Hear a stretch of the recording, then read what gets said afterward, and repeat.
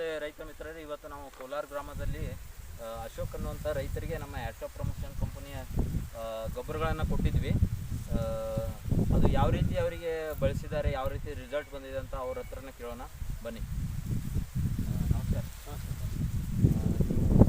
ಹೊಲಕ್ಕೆ ಯಾವ ಗೊಬ್ಬರನ ಬಳಸಿದ್ರಿ, ಎಷ್ಟು ಬಳಸಿದ್ರಿ? ನಾವು ನೋಡ್ರಿ ಸರ, ಇದಕ್ಕೆ 1 ಎಕರೆಗೆ 2 ಕ್ರಾಪ್ಸ್ ಅದ. 2 ಕ್ರಾಪ್ಸ್ ಅದ, ಒಂದು DNC ಐತಿ, ಮತ್ತು ಇದು ಭೂಮಿ ಸುಧಾ ರೀ.